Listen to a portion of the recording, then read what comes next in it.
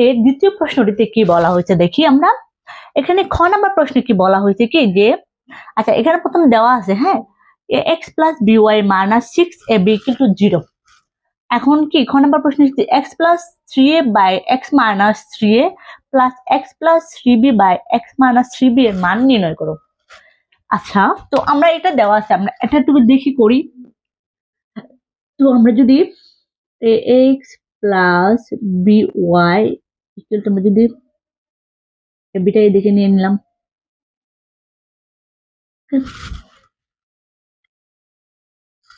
আচ্ছা এখানে একটু ভুল হয়েছে, এখানে হবে x, ওকে,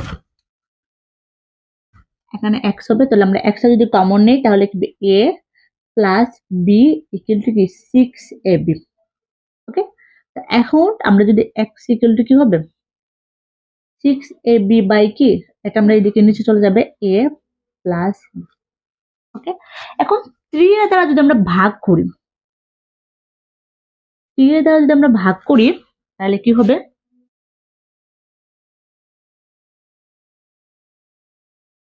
আমরা গুণ করি সেক্ষেত্রে আমরা কি হবে, তো x প্লাস 3 এর দ্বারা আমরা গুণ করলাম, এখানে দেখি আমরা কি হবে 2b, আমরা যদি গুণ করি তাহলে কি হবে, এটার সাথে এটা কাট, মানে এর সাথে 3 এর দ্বারা আমরা গুণ করি তাহলে কি হবে, কাটাকুটি হবে, তাহলে এখানে কি হবে 2b, ওকে। তাহলে এখানে কি হবে a প্লাস b, ওকে। আচ্ছা এখন আমরা কি করব x, আচ্ছা এখন আমরা যোজন বিয়োজন করব, x মাইনাস 3b, এখন এখানে কি হবে,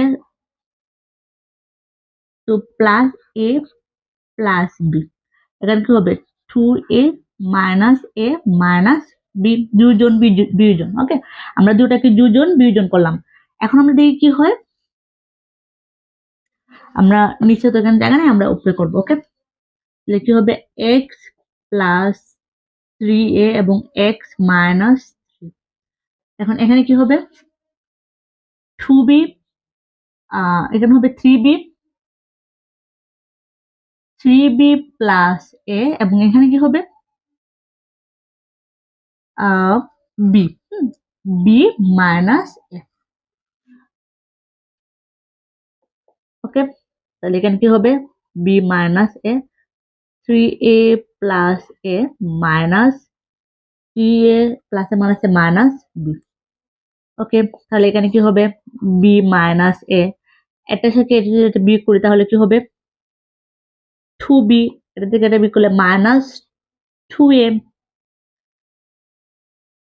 এখন আমরা যদি 2 কমন নিই, ঠিক আছে, 2 যদি কমন নিই তাহলে কি থাকবে b মাইনাস a এবং কি b মাইনাস a, এটা যদি আমরা কাটাকুটি করি তাহলে থাকবে 2, তাহলে এটার মানটা কত হবে, এটার মান হবে, আচ্ছা এখন আমরা এই প্রশ্নটা একটু বুঝি। এখানে কি বলা হয়েছে, একটি জমির ক্ষেত্রফল 864 বর্গ মিটার, ওই জমির দৈর্ঘ্য ও প্রস্থের সঙ্গে, ওই জমির দৈর্ঘ্য এবং প্রস্থের সঙ্গে অপর একটি জমির দৈর্ঘ্য ও প্রস্থের দুইটা মানে দুইটা জমির দৈর্ঘ্য ও প্রস্থের অনুপাত দেওয়া আছে, এবং একটা জমি শুধু বর্গ মিটার দেওয়া আছে, অপর জমিটি এর ক্ষেত্রফল নির্ণয় করতে, একটা জমির ক্ষেত্রফল দেওয়া আছে, অপর জমির ক্ষেত্রফল নির্ণয় করতে হবে, ওকে।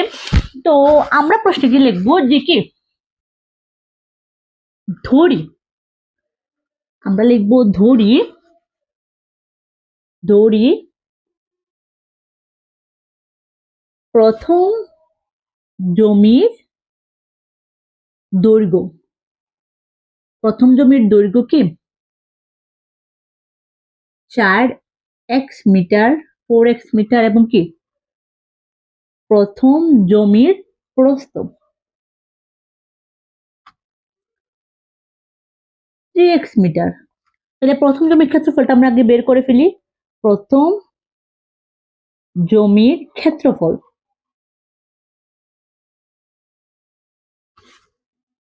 4x ইন্টু 3x সমান 12,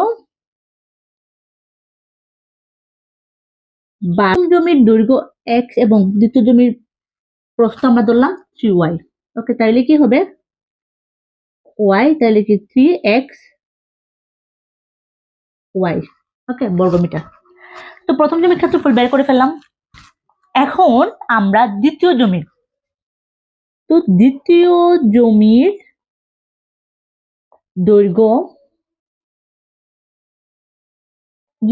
দৈর্ঘ্য কি এখানে 3x মিটার, দ্বিতীয় জমির প্রস্থ কি লিখব 2y মিটার, এবং কি দ্বিতীয় জমির ক্ষেত্রফল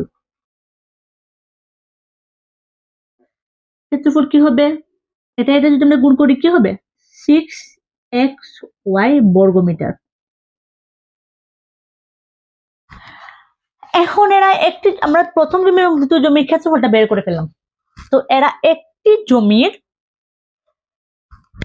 ক্ষেত্রফল দিচ্ছে, তাহলে আমরা কি জানি প্রথম জমির ক্ষেত্রফল জমির ক্ষেত্রফল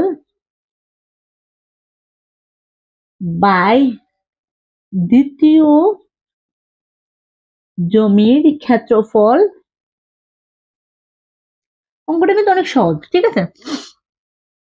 তো প্রথম জমির ক্ষেত্রফলটা আমরা কি বের করছিলাম 12xy বর্গমিটার, এবং দ্বিতীয় জমির কত বের করলাম 6xy।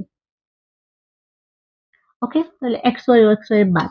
ওকে, এখানে যদি এটা 6 দুগুণে 12, ওকে কি তো কি 2, আমরা এটাকে যদি আমরা x ধরি তো 2x সমান, আচ্ছা প্রথম জমির ক্ষেত্রফল, আচ্ছা আমি একটু তোমরা লিখে বলি। তাহলে প্রথম জমির ক্ষেত্রফলটা আমরা কি বের করছিলাম, এখানে মানে কত দেওয়া ছিল,